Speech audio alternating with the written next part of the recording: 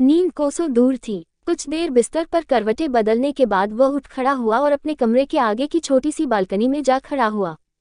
पूरा चांद साफ आसमान में चुपड़ी रोटी की तरह दमक रहा था, कुछ फूला सा कुछ चकत्तों वाला, लेकिन बेहद खूबसूरत। दूर दूर तक चांदनी छिटकाता, धुले हुए से आसमान में तारे बिखरे हुए थे, बहुत चमकीले, हवा के संग झिलमिलाते। मंदबयार उसके कपोलों को सहला गई थी। आज हवा की उस छून में एक मादकता थी जो उसे कई बरस पीछे धकेल गई थी। तब वह युवा था, बहुत से सपने लिए हुए, जिंदगी को दिशा न मिली थी पर मन में उत्साह था। आज जिंदा तो था पर जी कहाँ रहा था। एक आह के साथ वह वहां पड़ी कुर्सी पर बैठ गया। सिगरेट बहुत दिन से छोड़ दी थी पर आज बेहद तलब महसूस हो रही थी। कमरे में गया और माचिस व सिगरेट की डिबिया उठा लाया। लौटते हुए दोनों बच्चों और पत्नी पर नजर पड़ी। वे अपनी स्वप्नों की दुनिया में गुम थे। अब वे ही उसकी दुनिया थे, पर आज जाने क्यों दिल हुक रहा था ये सोचकर कि उसकी दुनिया कितनी अलग हो सकती थी। ऐसी ही दूर दूर तक फैली चांदनी वाली रात तो थी। वह उन दिनों हारमोनियम सीखता था। सभी स्वर सधे हुए न थे पर कर्णप्रिय बजा लेता था। जाने चांदनी ने कुछ जादू किया था या फिर दबी हुई कामना ने पंख फैलाए थे। न जाने क्या सोचकर उसने हारमोनियम उठाया था और बजाने लगा था। एक प्यार का नगमा है, मौजों की रवानी है, जिंदगी और कुछ भी नहीं, तेरी मेरी कहानी है। गीत का दर्द सुरों में पिघलकर दूर तक फैलता रहा था। रात गहरा चुकी थी। चांदनी को चुनौती देती कोई बिजली कहीं नहीं टिमटिमा रही थी, पर शब्द जहां भेजे थे वहां पहुंच गए थे। उसने क्यों मान लिया था कि गीत उसके लिए बजाया गया था। 4 शब्द कानों में बस गए थे, तेरी मेरी कहानी है, और तब से दुनिया उसके लिए अपनी और उसकी कहानी हो गई थी। वे बचपन में साथ खेले थे। वह लड़का था हमेशा जीतता, पर वह कभी अपनी हार न मानती। वह हंसता हुआ कहता, कल देखेंगे, तो वह भी हाँ हाँ कल देखेंगे कहकर भाग जाती। उसे यकीन था एक दिन वह जीतेगी। लड़की थी लेकिन बड़े बड़े सपने देखती थी। वह उन दिनों की कुछ फिल्मों की नायिका की तरह बनना चाहती थी, जो सबला व आत्मनिर्भर थी। एक ऐसी स्त्री जिस पर उसके आसपास की दुनिया टिकी हो। कस्बे के उस मोहल्ले में ज्यादातर घर एक मंजिले थे। बड़े बड़े आंगन, एक और लाइन से कुछ कमरे, एक कोने में रसोई व भंडार जिसका प्रयोग सामान रखने के लिए अधिक होता था, और खाना रसोई के बाहर अंगीठी रखकर पकाया जाता था। वही पतली पतली दरिया बिछाकर खाना खाया जाता था। कोई मेहमान आता तो आंगन में चारपाई के आगे मेज रख दी जाती, गर्म रोटियां सिंकती और सीधे थाली में पहुंचती। आंगन के बाहर वाले कोने की ओर 2 छोटे दरवाजे थे, शौच व गुस्लखाने के। लगभग सभी घरों का ढांचा एक सा था। उस मोहल्ले में बस एक एकलौता घर 3 मंजिला था। उसका तीसरी मंजिल पर एक ही कमरा था, जिसे उसकी पढ़ाई के लिए सबसे उपयुक्त माना गया। आने जाने वालों के शोर से परे वहां एकांत था। मामा के निर्देश थे कि मन लगाकर पढ़ाई की जाए। उसके और पढ़ाई के बीच कुछ न आए। मामा पुलिस में थे, ड्यूटी के कारण हफ्तों घर न आते थे। मामी और उनके 2 बच्चे उनके साथ रहते थे। घर में कुल मिलाकर वह, उसकी माँ, उसके दादाजी जिन्हें वह बाबा पुकारता था, और मामी व उनके बच्चे रहते थे। वह समझ न पाता था कि मामा ने उसकी विधवा माँ को अकेले न रहने देकर उसे सहारा दिया या अपना घोंसला न होने के कारण कोयल का चरित्र अपनाया। खैर जो भी कारण रहा हो, मामा उसे बहुत प्यार करते थे। घर में पितरात्मक सत्ता प्रदान करते थे, पर मामी ऐसी न थी। मामा न होते तो माँ से खूब झगड़ती, शायद उनके मन में कुछ ग्रंथियां थीं।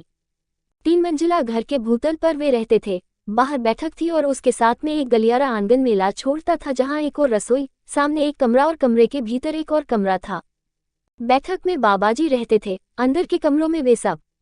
पहली और दूसरी मंजिल के कुल 4 कमरों में कभी 3 किराएदार रहते तो कभी 4। उन कमरों का किराया उसके परिवार के लिए पर्याप्त था। जब से उसे ऊपर वाला कमरा मिला था वह वहीं पर पढ़ाई करने लगा था। कमरे के बाहर छोटी सी 4 ईंटों की मुंडेर वाले छज्जे पर छोटी मेज कुर्सी लगाकर वह पढ़ता। जानता था उसे कोई देख रहा है, पर वह किताब से नजरें न हटाता। बहुत होशियार न था, पर पढ़ाई तो पूरी करनी ही थी। वह भटक भी नहीं सकता था। माँ को दुख नहीं देना चाहता था। मामा प्रेरणा देते थे, पर पिता की कमी को कब कोई पूरा कर पाया है। उसका मन पढ़ने में बहुत न था। उसे डॉक्टर इंजीनियर न बनना था। कोई बड़े ख्वाब भी न थे। मामा जैसी नौकरी न करनी थी जिसमें महीने के 25 दिन शहर से बाहर काटने पड़े और बाकी के 5 दिन आपके घर वाले छठे दिन का इंतजार करें। उसे पितासी पुरोहिताई भी नहीं करनी थी। एक समय इंटर पास बड़े माने रखता था, पर अब ऐसा न था। उस पर घर के गुजारे का बोझ न था, पर जिंदगी बिताने को कुछ करना जरूरी था। भविष्य के विषय में संशय ही संशय था। वह बार बार चबूतरे तक चक्कर लगा आती। चबूतरे से छज्जा साफ दिखाई पड़ता था, लेकिन उसे शाम को 8 से 9 बजे तक का बिजली की कटौती वाला समय पसंद था, क्योंकि मिट्टी के तेल के लैंप की आभा में पड़ने वाले का चेहरा चमक उठता था। वो स्वयं अनदेखा रहकर उसे देख पाती। अब वे बच्चे न रहे थे, किशोरवय को बड़ी निगरानी में रखा जाता था। कोई बंदिश तो न थी, लेकिन पहले की उन्मुक्तता समाप्त हो गई थी। तब वह 10वीं में थी और वह 12वीं में था। वह अक्सर सोचती, काश दोनों एक ही कक्षा में होते तो वह पढ़ाई और किताबों के आदान प्रदान के बहाने ही एक दूसरे से बात कर पाते। यदा कदा माँ के काम से ताईजी के पास जाने में सामना हो जाता, पर बात न हो पाती। शायद मन के भीतर जो था वह सामान्य बातचीत करने से भी रोकता था। संस्कारों में बंधे हुए दो युवा मन कभी खुल न पाए। उस दिन भी नहीं जब अम्मा ने उसे गला बुनने की सलाई लेने भेजा था, लेकिन ताईजी घर पर नहीं थी और वह बैठक में अकेला था। वह चाह कर भी कह नहीं पाया कि 2 पल रुको, और वह मन होते भी रुक नहीं पाए। शायद वह तब भी सोच रहा था, कल देखेंगे। दादाजी के गुजर जाने के बाद बहुत दिन तक बैठक खाली रही। फिर माँ के कहने पर उसने उसे अपना कमरा बना लिया। दादाजी के कमरे में आते ही उसे लगा वह बड़ा हो गया है। दोस्त पहले ही बहुत न थे, जो थे वे भी धीरे धीरे छूटते गए। मन बहलाव को कुछ तो चाहिए, सो उसने तीसरी मंजिल के कमरे में कबूतरों के डिब्बे रख दिए थे। सुबह शाम वह कबूतरों को दाना पानी देने ऊपर चढ़ता, कबूतरों को पंख पसारने के लिए ऊपर छोड़ता, और जब उन्हें वापस बुलाने को पुकारता तो उसे लगता वह पुकार उसके लिए है। वह किसी न किसी बहाने छत पर चढ़ती, कभी कपड़े सुखाने, कभी छत पर सूख रहे कपड़े इकट्ठे करने, तो कभी छोटे भाई बहनों को खेल खिलाने। वह जिस अंग्रेजी स्कूल में पढ़ती थी वह कक्षा 12वीं से आगे न था। वह शुरू से अंग्रेजी स्कूल में पढ़ी थी। सरकारी स्कूल में जाने का स्वभाव न था। मौसी दिल्ली रहती थी, उसे वहीं भेज दिया गया। वह भारी मन से चली थी। जाने से पहले की रात चांद पूरा खिला था। उसके कान हारमोनियम की आवाज को तरसते रहे। काश एक बार वह सुन पाती, पर उस रात कहीं कोई संगीत न था। रात आंखों में कटी और सुबह तैयार हो गई। माँ मौसी के घर छोड़ने गई थी। वह पिता की बात गांठ बांध कर साथ ले गई थी। मन लगा कर पढ़ना और कुछ बनकर लौटना। वह पढ़ती रही, बढ़ती रही, ये संकल्प लिए कि कुछ बनकर ही लौटेगी। आज 10 बरस बाद लौटी। पिता बहुत खुश। माँ बार बार आंख के कोने पहुँचती, उसे देखती निहाल हो रही है। लड़की पढ़ लिख कर सरकारी अफसर बन गई, आला अधिकारी। मौका लगते ही वह छत पर जा पहुंची। सब बदल गया था, कहीं कोई न था। मोहल्ले के ज्यादातर घर 2 मंजिले हो गए थे। दूर कुछ 3-4 मंजिले घर भी दिखाई दे रहे थे। शाम को बाहर चबूतरे पर निकली ही थी कि देखा एक छोटा बालक 3 मंजिले घर की देहरी पार कर बाहर निकल आया था। घुटनों के बल चलते उस बालक को उठाने का लोभ वह संवरण न कर पाई। कहीं ये वह उसे पहुंचाने के बहाने घर के भीतर ले गई थी। तेल चुपड़े बालों की कसी चोटी, सिर पर पल्ला, गोरी सपाट चेहरे वाली एक महिला सामने आई और अपने मुन्ना को उसकी बाहों में झूलते देख सकपका गई। एक अजब सा क्षण, जब आमने सामने दोनों के प्रश्न चेहरे पर गड़े होते हैं किंतु शब्द खो जाते हैं।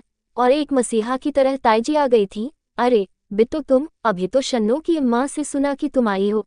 कितने बरस बाहर रही, आंखें तरस गई तुम्हें देखने को। बहुत बड़ा कलेजा है तुम्हारी माँ का जो इतनी दूर छोड़े रही। बहू रजनी जी के पैर छूकर आशीर्वाद लो। जानो कौन है ये? हाँ अम्मा, मैं समझ गई थी।